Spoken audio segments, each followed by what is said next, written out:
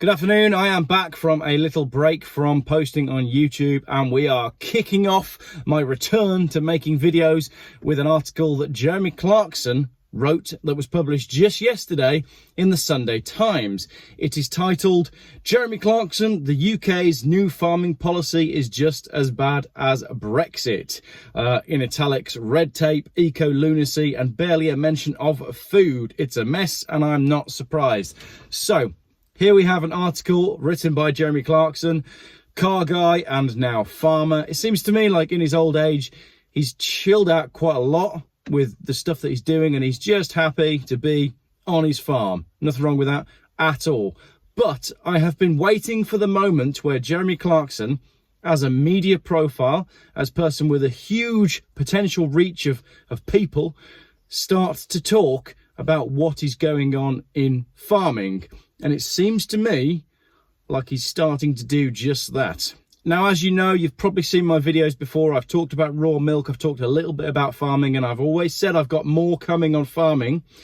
I'm going to dip my toe into it with Jeremy Clarkson's article, and then we're going to go speak to some farmers in North and South Wales about what's actually going on. So what's Jeremy Clarkson saying in this piece from Sunday? Well, he starts with, just before Britain freed itself from the EU, Boris Johnson appeared at a cattle market and with much gusto and enthusiasm told farmers they'd have nothing to worry about. So basically he's saying that, you know, do you remember the whole Brexit thing, money on the side of the bus, all of that rubbish? He said to the farmers, everything's going to be fine. Clarkson goes on to say that he used to get a subsidy of £83,000 from the EU, that dropped to £73,000 in 2021, so 10 grand less. And then in 2023, so this year, it's going to drop to £48,000. And it will keep dropping until 2028, when he'll get nothing. So from £83,000 from the EU down to nothing is quite a big deal. He goes on, I'd then be in a free market, which is fine, but I'd be competing with foreign farmers who would still be getting a leg up from their governments. So no, that's not fine at all. Obviously, how can you as a British farmer compete with no subsidies against the European farmers who are getting the help from their government? And I've never understood the whole farming subsidy thing, because I come from a traditional world where you make a product and you sell the product for more than you made the product for, you know, the basic rules of traditional capitalism. But in farming, it seems like it's completely different. The government will pay you to leave one field empty, and your milk goes to a supermarket where you have to pay to put it in the supermarket, and then they rob you anyway. Farming doesn't seem to make any sense to me. So perhaps I'll get to understand that a bit more when we go speak to these farmers in Wales. So, sure, you'd get your cheap food from abroad, but British farmers would be in the poorhouse, he says. And then in 2018, the government came up with the concept of public money for public goods. And he goes on and says, that sounds great, but what are public goods exactly? More footpaths. Farmers can't sell those, and nor would we get very far if we turned up at the market with some peat bogs and a 400-acre wetland habitat full of rare grasses and wading birds. So he goes on to explain that what the farming policies that are coming out of government seem to be is to push and promote wild areas, natural habitats, looking after things, instead of actually farming for food. So the government kept saying there was more detail coming on what this is all going to be about, and Clarkson even, sticks the knife in a little bit by saying he was expecting another HS2. I'll do a video on that one soon. Another Brexit, or another broken down aircraft carrier. So again, we're talking about gigantic projects that cost a lot of money, that make a lot of people rich, but that don't benefit the British public in any which way. HS2 is a whole conversation for another day. Brexit, I'm not even going to bother with. And the aircraft carrier thing, do we really need more aircraft carriers? I don't think we do. I know, you got the arms evangelists who'll be like, oh, we need strong Britain and all that stuff. Like, it doesn't matter. The governments will do what they want anyway, whether they've got the weapons or not.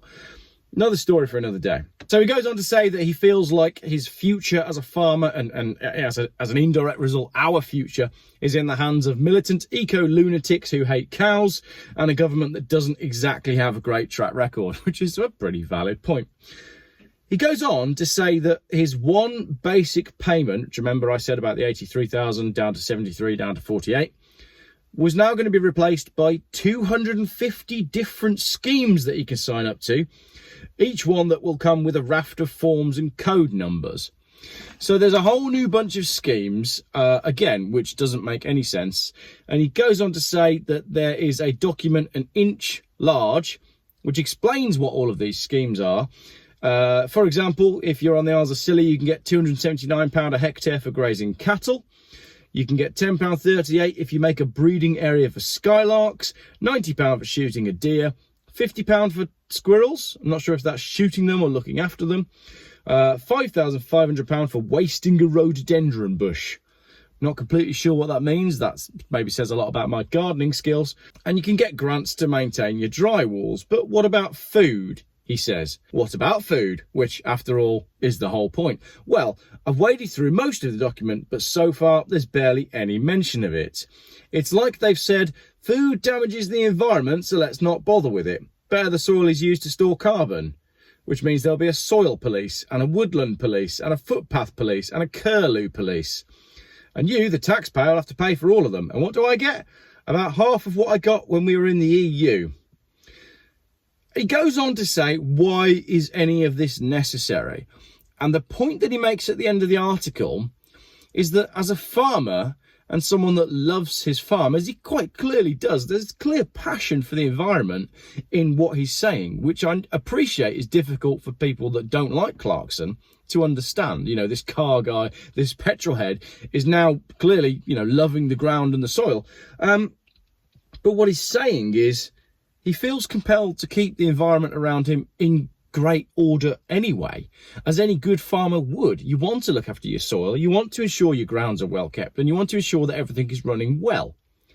So why is the government replacing the grant scheme for farmers with new schemes to encourage the farmers to do things that they were already doing anyway, with the big elephant in the room being the total lack of motivation for farmers to produce food? So that's the article. I recommend you go and have a look for it. As I say, this is my first dip of my toes into farming because there's some very strange things going on in farming. For example, up until I think September or November of last year, you could have gone on the government website if you were a farmer and applied basically to be paid off to stop farming. There was a grant for farmers to retire and give up. So the government don't want farmers farming, and as Carkson has now put out to a huge audience, they also don't want them producing food, which is strange because this is starting to push into the realms of Geoff Buys Cars content and the content of people like Neil Oliver, who've been saying that a planned food shortage is perhaps on the way and that they're going to use the farmers to do that. Now, the farmers in Holland are kicking up a right stink at the moment due to the government taking over their farms. And as I said earlier on, I've been waiting for the moment when Jeremy Clarkson starts talking about what's actually going on in terms of legislation. And it seems to me that he's now touching on some of this. So I'll be quite keen to see how this develops. Will he take it further? And will these famous farmers, like your Jeremy Clarksons and your Harry Metcalfs, you know, founder of Evo magazine, famous car guy, also has Harry's Farm on YouTube, has a farm not far from Jeremy Clarkson. At what point are these media personality and farmers going to start connecting the dots and start seeing things the way Neil Oliver, for example, sees things, and starts to see within the legislation a complete destruction of everything that farming stands for? So that's it from me really on this farming video. Just a quick one. I wanted to let you know about Jeremy Clarkson's article out there, and I wanted to just maybe connect Clarkson's article to some of the books that are on the back of the car there, because it seems to me like if you manage farming legislation correctly, you can totally limit the amount of food that a farmer is producing. And this is in line with conversations I've had with other farmers in Wales. And this is where my next farming videos are going to come from. So there we go, Jeremy Clarkson on farming, and for the first time starting to talk about the challenges that certain agendas are starting to present to him as a passionate farmer. It's interesting, isn't it?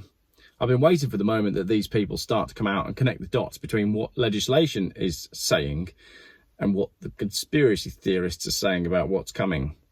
If you want to create a food shortage, first you've got to control the farmers. And you control the farmers with legislation. And the legislation is there in Jeremy Clarkson's hands. So come on, Jeremy, what's next? Oh, I don't know if that was a very good video. Was that all right? I'm a bit out of practice. It was a bit all over the place, wasn't it? Sorry about that. Right, we'll get there maybe tomorrow after some more coffee. Geoff buys cars. Still YouTube's most boring car channel.